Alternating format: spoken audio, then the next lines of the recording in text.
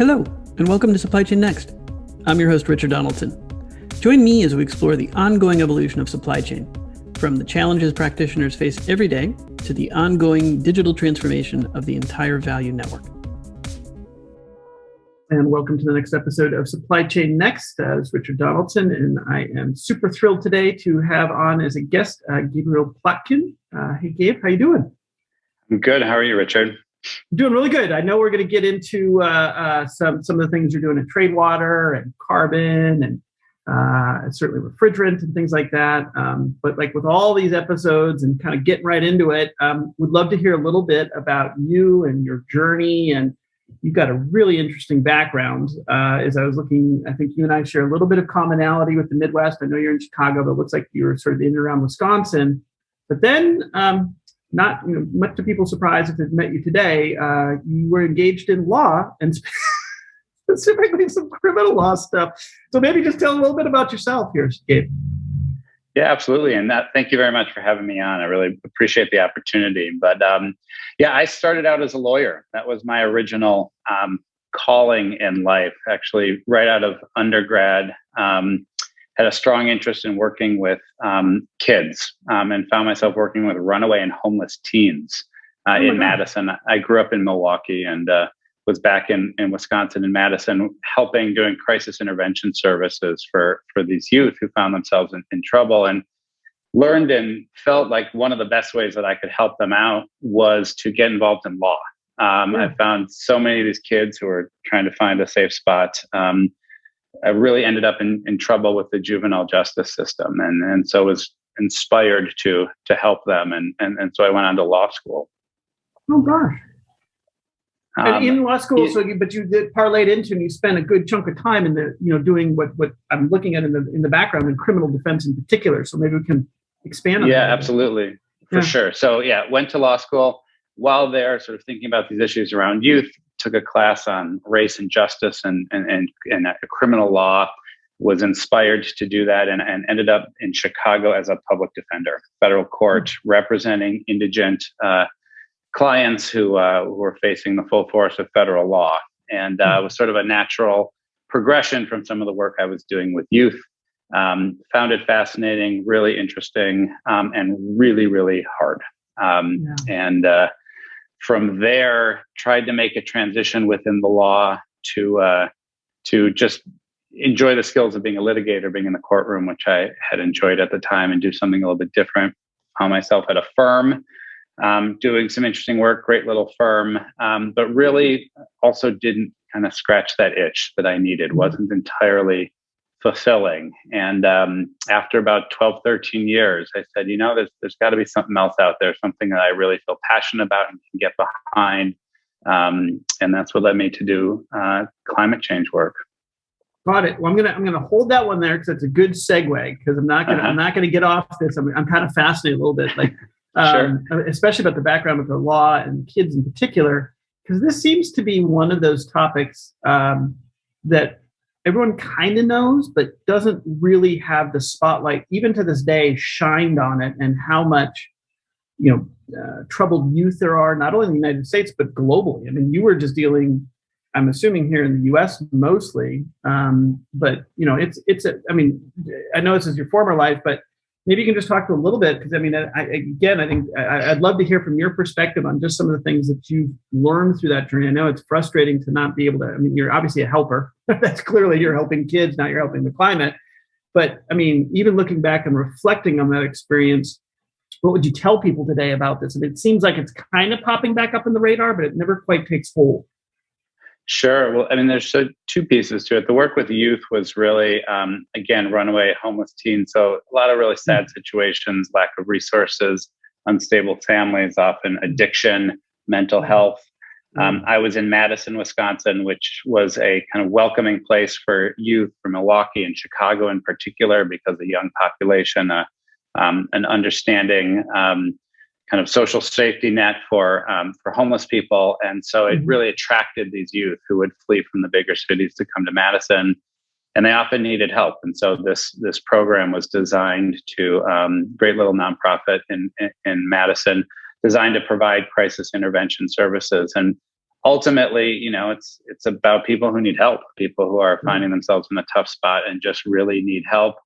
The organization provided a lot of that help, but it was temporary. It was transient. And so at the time, to me, law was the place to go. Really, how do we help keep these youth out of prison? Because plainly, they would commit crimes, petty crimes, needing food, needing a place to stay. But they weren't criminals. They weren't criminals at heart. Right. Oh my gosh. Well, I mean, kudos to you, and what a part of the foundation to. Well, first of all, it just tells a lot about you as a character. So it's amazing. I'm sure you're still connected in some way, shape, or form. But let's go ahead and transition. I mean, okay, so there's a savior thing going on here. All right. So how did you make the segue into sustainability, or kind of walk through that transition? Sure. So I appreciate what you say, and it is important to me to believe in what I'm doing, to feel like I'm helping to solve a problem that's out there. I am motivated by that. I have my grandparents, my parents to thank for that. And as I was practicing law and feeling like maybe I wasn't having that kind of impact that I wanted, it wasn't really fulfilling in that way, I started to think about the different things that I really did care about. And one of those was the environment and climate change, and recognizing that to be one of the true challenges of our lifetime. And so I began on the side of my law practice to get involved in organizations that were really interesting to me. So I ended up serving on the board of something called the Rebuilding Exchange here in Chicago. And it's a really great organization. Actually brought me there because of my criminal defense work, because they, in addition to doing their environmental work, were focused on job training for ex-offenders and really getting them back into positive work. And what the Rebuilding Exchange did was housing deconstruction and building deconstruction. So instead of demolishing buildings and throwing everything into landfills, they were about diverting waste from landfills by taking apart buildings and creating a market for the reuse of everything from lumber and bricks to sinks and kitchens and hardwood flooring. And they were training ex-offenders to work in the showroom where they sold these goods and to help do the deconstruction work itself. Served on the board of that organization. They were doing some great work. And while I was there, I met a person named Tim Brown, who also served on the board of directors.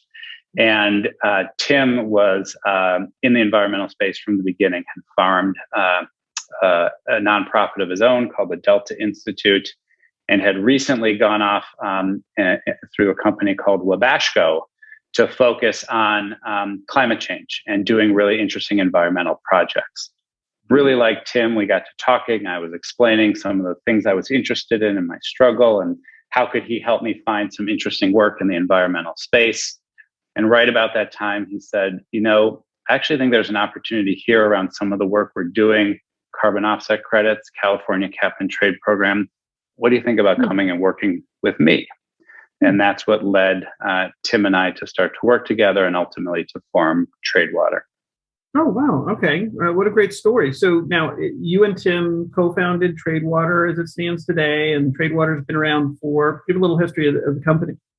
Yeah, so Tradewater was formed in 2016. So we're just over 5 years old, had our 5-year anniversary earlier this year. Congratulations. And thank you. It's a big milestone. It's great. It is. Tim had formed this company called Wabashco in around 2008.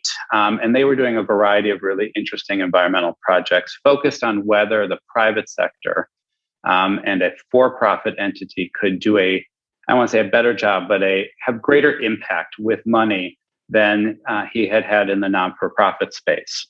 And so Wabashco was formed to do that. They did some work with wind farms and around coal mine methane, and were really focused on the Chicago Climate Exchange at the time, which was a hoped-for catalyst for carbon projects.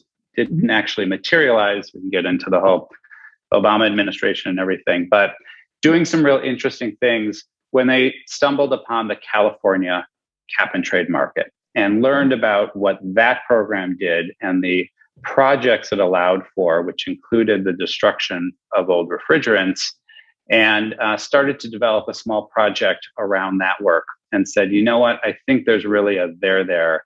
This could form the anchor for a new business venture. And that's where I came in. Got it. So let me roll the clock back a little bit, because if you formed up in 2016, so you're a 5-year-old company, Tradewater's obviously, and we'll get into even more details of it, but in the realm of high quality carbon offsets, specifically refrigerants. But let's just walk back a little bit. So the two of you were beginning to talk about this, if I'm doing my math right here, somewhere in the sort of 2013, 2014 range, right? And at that time, this whole kind of environmentalism has had sort of waves of enthusiasm, right? And we were at a point at that period, if I remember correctly, where sustainability and all that stuff was kind of out there. Some people started moving in the realm of, identifying carbon as one of the key elements that we wanted to get under control. And there was a lot of, I'll call it development at the time, much of which, like you're saying, in the exchange in Chicago, ended up kind of flaming out, right? And then you guys, I think, timed fairly well, where Tradewater was sort of started at the tail end of that flame out, and you're now rising up as it's becoming back top of mind, smarter, better, faster than the first go around. So my question is kind of preceding the formation of Tradewater, in your estimation and memory, what was going on at the time around environmentalism, and why didn't it work then? And then kind of contrast that to where we are now. Sure. And I have to say, I don't know that I'm the best person to answer of the when, because this is sort of a second phase of my career. So yeah, sure. I happen to get in on this upswing that you're talking about. From what I know, you had different projects like the European Union's emission trading scheme that was set up, which again put a cap and trade program in place, allowed for some offset credits. That had been around for a bit. My understanding is that was a really great attempt that didn't work, because the supply and demand was mismatched, and you end up with lots of offset credits, the improper pricing of carbon. And so it really didn't lead to the robust program to drive down emissions that people had hoped for. I know with the Chicago Climate Exchange, this was an effort to get in front of this with the hope that there might be a national either carbon tax or cap and trade program. That was something the Obama administration was interested in doing. So these efforts are going on to try and lay the foundation for that. Choices had to be made on the political side, as I understand it. Healthcare was chosen as the path to move ahead, also an important topic, and that the fight against climate change was set aside in favor of the political will that was needed to get healthcare accomplished. What I can say is that part of, at least from the Tradewater story perspective, that was key was the work that California did. So instead of looking at a national regime or even an international regime, California and Arnold Schwarzenegger, of all people, enacted their Global Warming Solutions Act in, I think, 2006. And that created a localized or regional program to focus on the impact of climate change to California and what California was going to do as the 6th largest economy in the world to drive down their emissions, because they were feeling the effects, and we see it now in terms of coastal erosion and fires, of course. They were wanting to get ahead of this, and they really put us and a lot of other people on a course to doing this right and learning from the EU system. How do you price this? How do you set up allowances and offset credits in a way that really makes this work and actually drives down emissions and creates economic opportunity? And we were born out of that piece of legislation. Makes sense. I mean, for someone who claims they don't know what's going on, it's a pretty good answer. Good insights in there. Now, let me kind of bring it forward a little bit. So you started Tradewater, kind of in a very, as it turns out, well-timed, period. You're kind of riding an upswing. However, Tradewater is a little bit different too, right? It's not just in the world of carbon. I'll let you go into it, but it's obviously refrigerant, so it's related, but it's not the same. So maybe walk through. Did you guys start with the idea of focusing on refrigerant? Did you morph kind of, how did it evolve over these last 5 years for you guys? Yeah. So again, truly like straight out of the kind of narrative that was expected and hoped for when California passed its program. So they created their legislation to cap emissions and continue to reduce emissions over time, and to make some of the largest emitters of greenhouse gases pay for all of their emissions. That's what that cap and trade program is about. As part of it, and for a variety of reasons we can get into, they also created an offset program that was built into that cap and trade program. And they identified a few specific offset projects that people could do and then sell the resulting credits into the California market. One of those was the collection and destruction of ozone depleting substances. These are old refrigerants that also deplete the ozone layer, but happen to be some of the most potent greenhouse gases, the nastiest gases that we have ever created, tens of thousands times more potent than carbon dioxide. So California said, among a few other protocols, if you collect and destroy these old CFC refrigerants, and again, I know I'm throwing a bunch of acronyms out there. We can unpack that, but if you can find these and you can collect them, you are creating an environmental benefit, because right now no one is collecting them and having them destroyed. They are leaking into the atmosphere. So there's an environmental benefit for anyone who does this. And if you do it according to the California rules, we will allow these emitting entities to buy those credits and use it as part of their compliance obligation, because that work is this important. Absolutely. And let me piggyback on that with a question, because and CFCs, we can get into all that, at the end of the day, refrigerant, right? So I think, if people were to kind of take the simplistic view here, is there's a lot of refrigerant in old, air conditioning systems, cars, building HVAC systems. We can go down the list, and you've got all these old gases that are sitting around to the tune of I think tens of billions of cubic meters or whatever the number is. There's a number I think you guys publish as to what's out there. Yeah. And the target on this specifically has been to identify where those are and literally get to them and destroy them before they're actually emitted into the air and then deplete the ozone. So it's a very, very surgical, very practical, very real. And my question here is, in contrast, and again, believe in the world of carbon, but it's a little bit more abstract, whereas refrigerant is very tangible. It's like, I'm going to go find refrigerant, I'm going to destroy it, it does this. Carbon ends up being a little bit more complicated. Not that it's wrong, but there's a lot of steps that are still kind of forming right now. How do we do carbon math and carbon accounting? So where I'm headed is, did you guys intentionally pick out refrigerant because it was so kind of practically real? And then as you've now developed and are starting to sell the refrigerant offsets, are you thinking about complementary things to target in the spectrum of sustainability? Because there's other things besides refrigerant that aren't just carbon that you could also target. Because the inherent in the question is you've developed a platform to be able to go trade and offset very specific things. Do you have anything kind of in the hopper, as it were, as you're looking beyond refrigerant? Or are you just so focused on refrigerant stuff? Yeah, so we are focused on refrigerant first and foremost. Part of the allure and part of the, I think, great things about the credits we create, this work is incredibly tangible. And so we can talk about that. You literally put your hands on a cylinder of refrigerant. It's a 30-pound cylinder. It's steel, think like a propane tank for a backyard grill. Looks that way. We literally travel the world at this point, finding those hidden in garages and basements and auto shops and things. We transport them and we safely destroy them. There is nothing more tangible than having a car full of greenhouse gases that are going to get bulked together and destroyed. And as you pointed out, it is a huge problem. Project Drawdown said one of the top things we can do to prevent catastrophic climate change. MIT looking at 9 billion tons of CO2 equivalent just from these old CFC refrigerants alone. Is that a global number? That's a global number. Number for just CFC. So you said refrigerants, and that's true. That's the easiest way to think about it. But there's different classes, categories of refrigerants. These are the oldest of the refrigerants. We're now 3 generations later, 9 billion tons just from these old ones, let alone all the newer ones.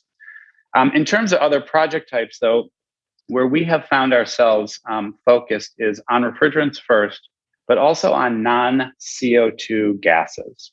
Okay. So the recent IPCC report, which a lot of people over the summer read, this kind of group of scientists, right? All over the world, scientists, not creating their own research, but looking at all the research, pulling it together to say, how are we doing in this fight against climate change? Said, not so good. And really, we need to be out there. And one of the things that they focused on are these non-CO2 gases. So not carbon dioxide, but other things like refrigerant, methane is another big one. These are not carbon dioxide, but they're potent greenhouse gases. And they tend to be short-lived climate pollutants. So they're out in the atmosphere for just an intense few years, but that raises the temperature in these next few years even more than carbon dioxide, which has a longer period of time in the atmosphere.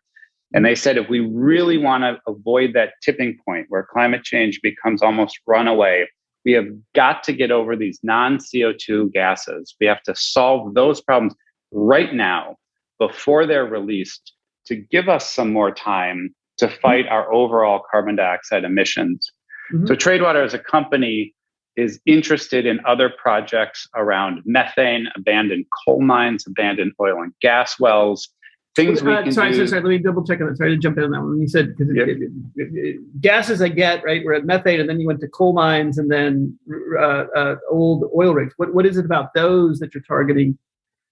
So those are sources of methane. So people focus a lot on methane that comes from livestock, cattle. That's a big issue, something that people are working on.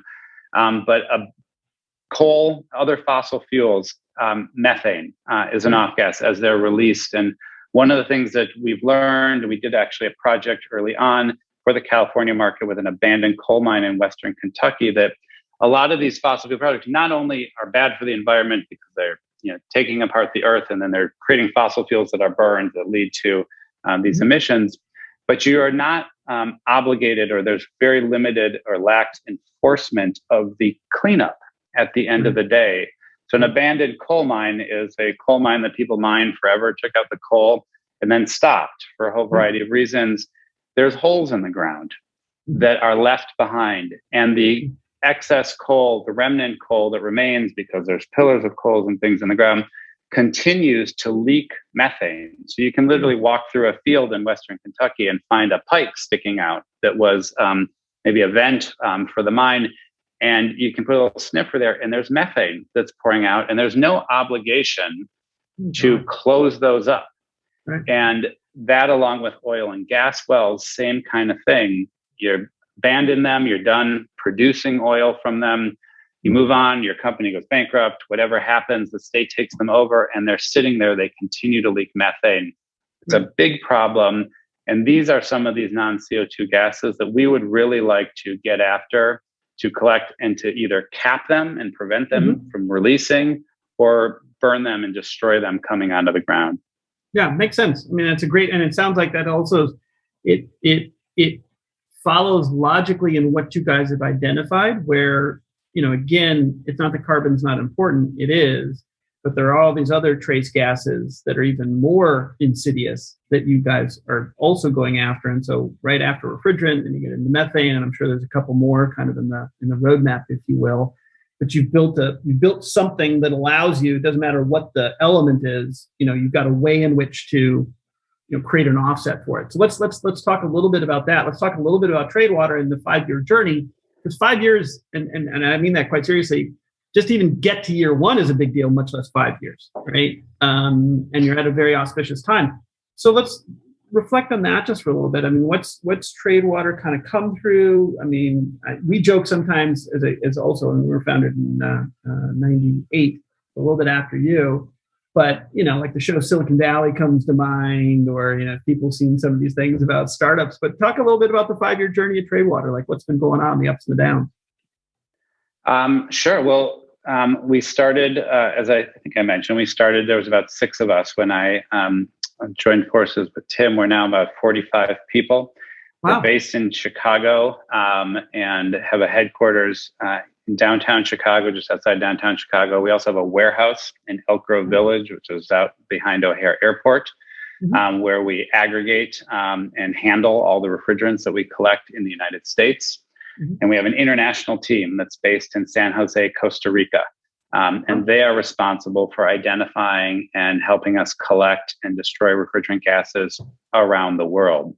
So as a company in that journey over 5 years, including some of the work that was done before Tradewater was formed as part of the Wabashco entity, we've done over 5.1 million tons of carbon offset credits as a company.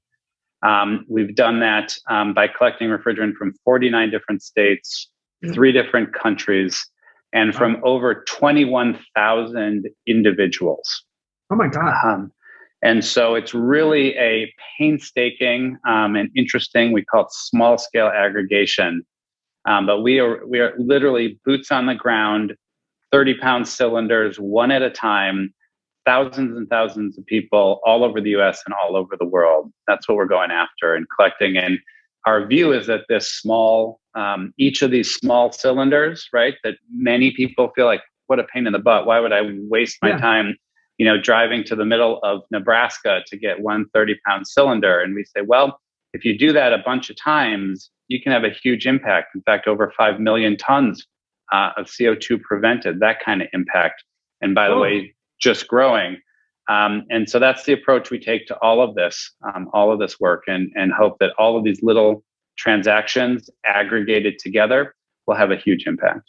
So that's an interesting. Let me just double click on that for a second. So if we look at the total volume of refrigerant that you all are targeting as a global market, or whatever you want to call it, right? TM, however you want to look at that, 9 billion some odd tons or whatever that number is. But you're also saying at the same time that's spread across all these little propane style, a couple liter or however many 5 liter kind of containers, right? That's a challenge then to raise awareness around. You guys going out and trying to identify them. Some people, to your point, might not even realize it's sitting in the garage, right? But you want to target all that. That makes it difficult. I mean, that's a challenge. Like, absolutely. How do you? Some people might not even realize they're sitting on a bunch of refrigerant. And so let me ask it in a 2-part question. One is, have you already targeted, I'll call them the larger refrigerant consumers of the past, like enterprises? Because I'm thinking now like buildings and, commercial real estate that might have old refrigerant, going to one company that has a bunch of locations. That's the simple, one-to-many kind of thing. But then if you've already got that, and what's left are all the individuals around the planet, then raising awareness, or how do you identify that? I mean, how does that work? Sure. First, to be clear, we do both. So the huge kind of the bulk of the work we do, what's unique about the work we do is this small scale aggregation, and that's how we've really grown and developed. We do also do work with large industrial outfits. I don't want to say that we don't. I think what's interesting is that when we work in that space, when you're dealing with a large, say, beverage company that has an old refrigerated system, they're taking it out and putting in a new one, multi-million-dollar capital project, couple thousand, sometimes tens of thousands of pounds of refrigerant. We've done deals like that, where we've gone in and taken that refrigerant and made sure it's destroyed. But when things like that happen, there's enough actors involved who know that these refrigerants are potent, that they need to be handled correctly, and that they either can be recycled and reused or collected and destroyed. So it's often the case that there's competition to get these refrigerants. And like I said, sometimes we don't end up getting them, but someone else will get them and have them destroyed. We do that work. It's super important. We actually work with a lot of large enterprise companies to help them identify the kinds of refrigerants that they have. Sure. A very cool program called the Catalytic Coalition, where we say, by the way, as you're thinking about sustainability goals, make sure you focus on refrigerants. Right. We can talk about that. We also do, and we have far less competition in this small scale work that we do. Mm-hmm. So that's about individuals who may not know that it's sitting there, may not know that what is sitting there is something that's dangerous or potentially harmful for the planet. That work is kind of good old fashioned sleuthing and marketing. We put stuff out in press, we put stuff online. We're often, searching around on online marketplaces, all this kind of stuff where we are putting out the word. We do talks on supply chain next as well to let people know. Take a look. If you have CFC or now HCFC refrigerants that are in your garage, in your basement, in your shop, in your building, let us know, because we will come out, we will buy that refrigerant from you, and we will make sure that it's safely destroyed and never leaks into the atmosphere. Right, which is awesome. So, I mean, okay, that's a great example. So let me kind of now move a little bit forward in that there's also something a little bit different about today, in my estimation, around the drive towards sustainability, right? And again, I'm contrasting to where it was maybe 10 years ago. There's something more, I don't know what it is, and I'll get to the question here, but it feels as if there's more energy, there's more, I guess pun intended there, but there's more drive, there's more focus, there's more, like, for some reason, it just is more real today. The talk around, it's no longer just talk, like things are happening, like you guys, right? There's clear examples of real sustainability impacts. Why do you think that is today? What's different today than, 10 years ago, or even 20 years ago, or 40 years ago, when you were dealing with all sorts of different views on this? I mean, something's different today. Yeah, I mean, a few things come to my mind. This is a little more anecdotal than otherwise, but one is people starting to feel the impacts of climate change. I mean, you look in the headlines, floods, hurricanes, fires, all of these things, drought. This is real. It's no longer a, kind of a theoretical threat, a decades off in the future threat, a threat that affects someone there, but not me. People, like, it's all over the news, the impacts of climate change, and people are feeling it. They are losing jobs, they're losing homes, they're losing food. And so I think that's making it more tangible. I also think that combined with maybe a newer generation that was raised on things, recycling and composting and thinking about the planet, not all of those are about climate change, but there's an awareness. And what we're seeing is that people are demanding that those responsible for this take action.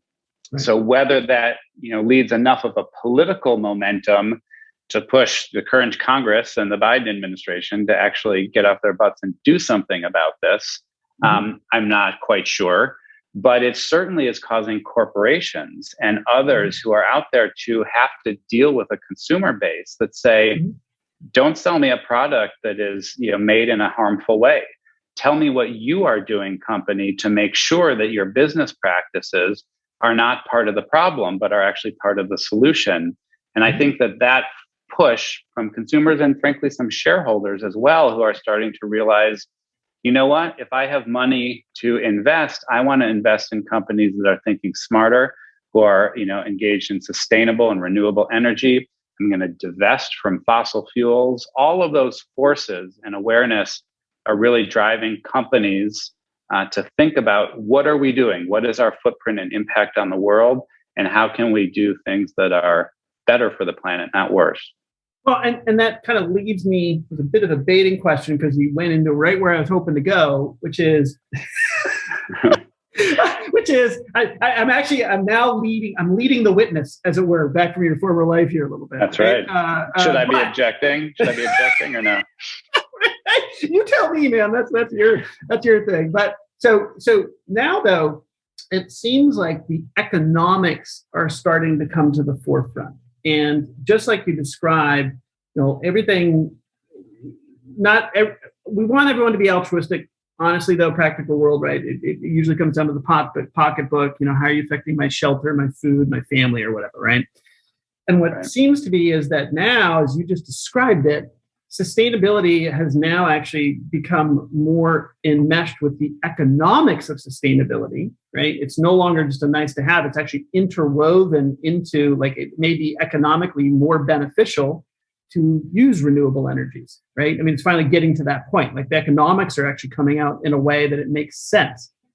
Furthermore, and this is where my question goes, is now you're also seeing purchasing decisions where historically they haven't been made, with sustainability being kind of I'll call it the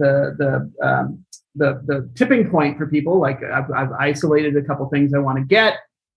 All 2, 3 are the same, and but one of these 3 is more sustainable than the other. I'm going to purchase that. we're seeing that now, both in consumers and a little bit, but starting to in the enterprises. So how are you now witnessing or watching or observing that change in procurement behavior where sustainability is way more top of mind now? I mean, we're still kind of in the early stages, but I mean, we're seeing it like procurement professionals for the first time are actually asking for sustainability scorecards. That hasn't happened before. I mean, that's right. Yeah. Yeah, no, you're absolutely right that is the shift that we're seeing. That is the important change. And so the cost is coming down. That helps. But people want to know, and they want to know in part because they see the disruption that can happen from climate change. They want to know that you're building a business in a way that isn't going to be disrupted or isn't going to cause problems or be maybe longer term thinking, right? How do you plan for the future and understand that some of the investments we make now will pay dividends later? Where we see it and where it's particularly important, you talk about this consumer choice, right? And the buying power is really with our offset credits. So we've talked about the California program. And one of the great things for us is because California has this program that puts in place a price on carbon emissions, our offsets have an automatic market. If we collect these CFC refrigerants in the United States, we destroy them. We create these great carbon credits that measure the environmental impact that we've created. There are entities that are basically forced by regulation to buy those credits. And so that creates the economic engine that allows us to then make our money back from buying and moving and destroying these refrigerants and then invest in buying some new refrigerants. It's a rule in California that the refrigerants that you collect and destroy have to be in the United States. So what we learned as a company is that this work we're doing in the US is important. There's a lot of this refrigerant out there. So we should be looking beyond the US. The environmental benefit of the work we do, if it's in Ghana or the Dominican Republic or Honduras, is just the same as if we do it in Nebraska or Illinois. Sure. So that's why we created our international team and we started to do international projects. But the carbon offset credits that we generate from this international work cannot be sold into California. Not because they're any different or worse, but just because of the rules. So we have now started to work with companies like Requis and others to say, listen, we have this environmental problem that's out in the world. We know how to solve it. We know how to quantify the benefit that comes from it. And there's this credit that results. And we need people to buy it. We need people to take these credits and retire them and say, this is important work and I want to support it. And if we do that, then we can continue to go out and buy more refrigerant and destroy more refrigerant and keep this cycle going. So the consumer preference and the shareholder preference for sustainable practices, for sustainable scorecards, for looking at emissions and measuring offsets is super important to us because we're trying to build this market, to build a demand, to say to companies perhaps that are in the refrigerated food space, that use refrigerants, to say, you know what, as part of your work to bring your product to market, to build your product, you are creating emissions from refrigerants. So you should also, if you want to be a smart environmental steward and help prevent climate change, be supporting our work as well. So measure the emissions that you're creating and support the work in equal amount, offset that work through projects like ours. Yeah. And so that consumer demand is just, it's key to driving that decision making. Totally, right? I mean, like anything else, and again, the cynic in us can come out and we can always say like, oh my God, things are great, blah, blah, blah. But until it affects the pocketbook, oftentimes people and companies just don't really kind of raise their eyebrows much, right? And I'm not undercutting it or diminishing it. It just is what it is, right? I mean, it's just, you got to kind of work around that. So, but where I was going is, and you bring up another fascinating piece of this. So refrigerant or climate change is a global problem.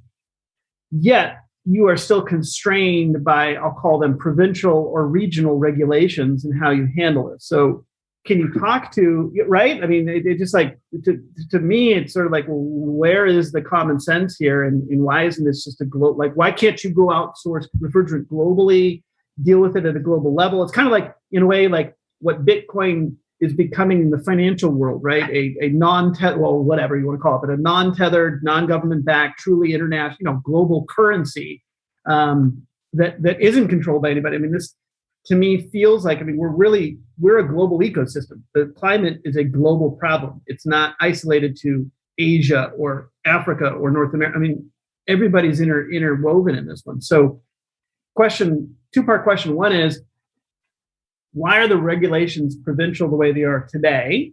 And then, is there a means with which you see that you could break those barriers down? Are you working with policy groups? Are you at the UN, or what would be the international organization that might help you kind of achieve, or again, remove those barriers of provincial behavior or regulation? Yeah. So I mean, all of it comes down to political will. Some of it accidents of history, some by design or inability to come to agreement. So the California rules are the way they are because of political compromise. There's some issues like, if you do a project in Ghana, how do California regulators know and are able to verify the work that you did? So that's some of the practical considerations. But ultimately, the environment doesn't care. The climate doesn't matter if the refrigerants gets released in Ghana or in South Africa or South America. And so we are focused on the problem. We look around the world. Where is there refrigerant? How do we get it destroyed? Mm-hmm. So these provincial rules and everything impact us in a whole bunch of ways that are challenging. One is offset markets. You have some compliance markets where people have to buy these credits, where it's recognized that this work has value. Those have geographic limits to it. But the refrigerant itself is considered hazardous waste in many, many countries. And not hazardous because it is dangerous to a human being in the immediate direct sense, but hazardous because of its impact on the environment. As a result, if we find refrigerant in Ghana and need to move it to another country to be destroyed, we have to go through all kinds of hoops and hurdles just to move this hazardous waste. Your listeners who deal with supply chains and any kind of hazardous material are going to know this even better than us. But we're all subject to the Basel Convention to move this stuff. And one of the big barriers that we face as a project developer is we can find these refrigerants in certain countries, but very few countries have the capacity to destroy this refrigerant safely. So we often have to find it in a particular country and then move it somewhere else to be safely destroyed. So we have to go through all of these permission processes to do it. We also have to deal with shipping. So again, there's people in your network here who are going to understand supply chain better than I, but we have some material in Central America right now that we own, we've acquired, we've tagged, we've got it all set and ready to be destroyed in Europe. We're having trouble finding a ship that can take it from Central America to Europe to be destroyed. And it's preventing us from moving ahead and getting this project across the finish line and this refrigerant being destroyed right now. So just some of the kind of unforeseen ways that all these rules and regulations, which are designed with good intention, are actually standing in the way of some of the project development and the environmental impact that we could have. Yeah. Well, so you also bring up one that I can't believe I haven't asked this yet. So just out of curiosity, what does it take to destroy refrigerant? Like what is that process?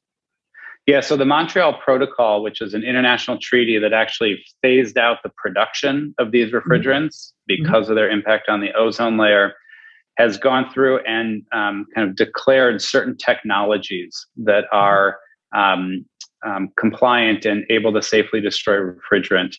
So there's sort of a list of them, but there's two basic types. One is incineration. The other is plasma arc technology. So very high heat, concentrated systems where you feed the gas through, it breaks up the chemical bonds into inert subparts that then can be burned and destroyed. That's exactly where my head was going. I was like, okay, I'm busting out my old periodic table now in my head, going, all right, what molecules am I breaking up here? Because of CFC, and I remember that's an acronym, I can't remember, it's chloro something fluoride. Chlorofluorocarbon. Yeah. The chlorofluorocarbons, right? but that if I look at the chemical composition of that molecule, it's, the elements of it are, probably 4 or 5 core periodic table elements. Dichloro-difluoromethane. There we go. And so then you got to break that apart. I mean, this is a molecular destruction. I mean, because yes, you literally have to change the composition of that material, of that gas, as it were, to, as you said, make it inert. And I don't. I mean, again, it's not just like going and throwing it in the fireplace. There's a little bit more to it than that. And so then I'm imagining also that a facility to do something like that is pretty unique, like special purpose, right? It is. So there are a lot of hazardous waste incinerators that can do this. There's a few other requirements, so if you're technically, it's possible, there's a few additional layers that you would need, like, first of all, to be able to feed in gas. Not all incinerators can take gas feeds. Some of them are solid waste.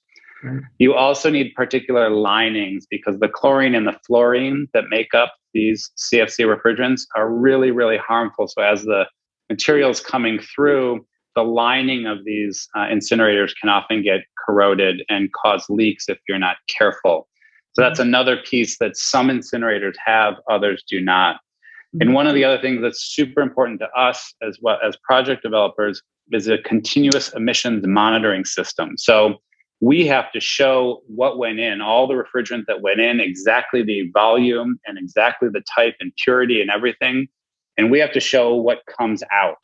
And we have to monitor that continually. So those systems are a key part of what we do to prove that all this refrigerant went in and nothing harmful to the environment came out. And so, it's a great system. There's, a couple dozen facilities that are currently set up to do this around the world. Okay, that's right. Really, just a couple dozen around the world. That's amazing. Unbelievable.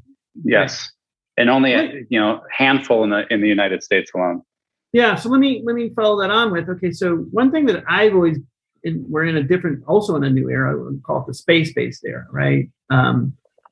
And space presents a whole new place of migration and opportunity. But just a very simple question, which is, even with nuclear waste, or in this case, CFCs, like, I mean, have people literally thought outside of the box and go, okay, can I do something literally in space? Like, and I'm not, I mean, it's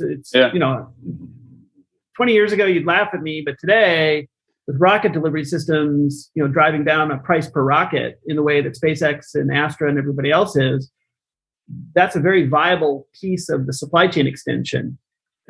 Has anyone even begun to think about the implications of, why are we spending all this? Because I imagine what you just described has got a lot of energy. Because immediately my brain starts going into the total cost of, not just total cost, but the total energy of the operation itself to destroy this element, if you will, this chemical composition. So that onto itself has to be analyzed to go, is this even, is the energy that I'm pouring into this, from renewable energies and everything? And I mean, I get it. I mean, CFCs are so harmful that pretty much, you can do whatever you want and it's going to be a net positive to the earth. Correct. Right. Yeah. However, I guess where my question is, since you're at the forefront of this stuff, do you even hear people talking about the implications of space and what we're doing there and how we deal with some of the crap we have on Earth here? So I've not thought about that. So that is a new one as a solution. It's super interesting. Probably a few logistical problems. It's a compressed gas. It takes up some volume and everything, but I haven't thought about it. I mean, I think this is, all hands on deck here, right? We got to figure out, these are big problems. So anything that we can do, we should be thinking about, we should be talking about. I do want to just say on the kind of the destruction side, it's really important to point out that these gases are that much more potent than carbon dioxide. CFC12, Freon, 10,900 times more potent than carbon dioxide. Methane is something we talk about a lot. Methane is 28 times more potent than carbon dioxide. So these refrigerants, 10,900 times, super potent. So when you buy a carbon offset credit generated by Tradewater, just to be clear, we take that benefit, right, that full global warming potential, and we subtract out what it took to move the material and what it took to destroy that material. So the offsets don't reflect that full volume, but that less the energy it took and the emissions created in that project. So the net of that is still far greater, as you point out, than any emissions, and it becomes super important work to do. Totally. Well, let me. We've got a few minutes left here, so I kind of want to move the ball forward a little bit. So, what's you guys have been at it for 5 years. You've had some great growth. Your timing of it is, I'm not sure you could have done this 10 years ago, to be honest, right? Whereas today, you're in the middle, you're at the right place at the right time. You've got the right mission, you've got the right, kind of target in the CFCs, right? Versus maybe some other things. What do you see kind of moving forward in the next couple of years, not only for Tradewater, but just how we're approaching, the climate and sustainability issues at hand, right?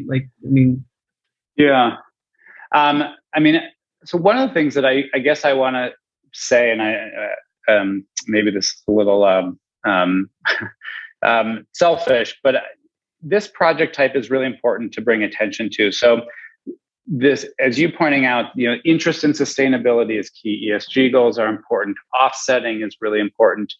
And one of the things that we've come up against in this world is that when people talk about that and they think about that, they immediately think about trees. They think about forests. So they think about, kind of agricultural products and green projects.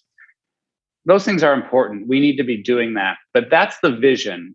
The work that we're doing, by contrast, includes cylinders, incinerators, trucks, and ships. And there's often a disconnect in the minds of people when they think about environmental benefit and then the work that we're doing. And one thing that I just really hope we're able to do is to help people understand that there's more to sustainability and fighting climate change than trees. Yep. And some of these industrial gases and these industrial processes are huge sources of emissions. And the work that we do, which may not be charismatic in the visually stimulating ways that I just described, is super, super important.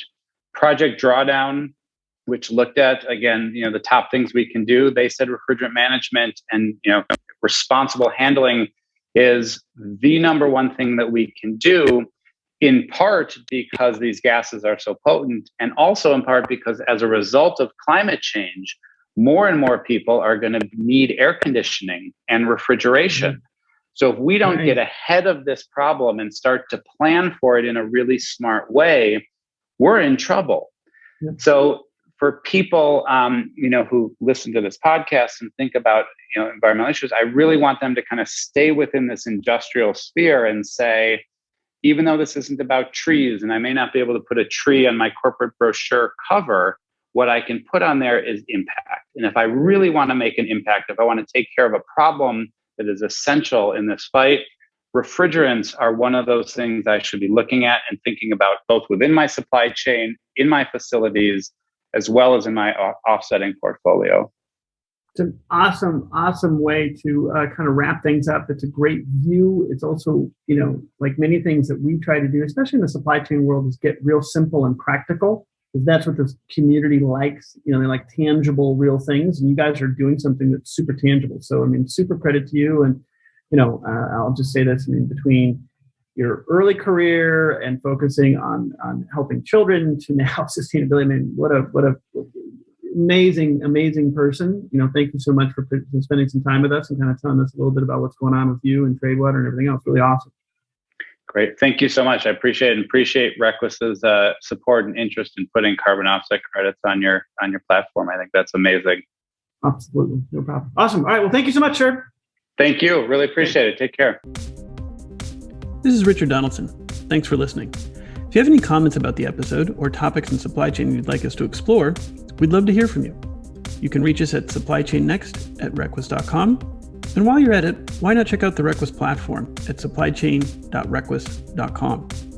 Requis allows you to manage the full asset lifecycle in the cloud, collaborating with your entire value network to buy, manage, and sell your assets.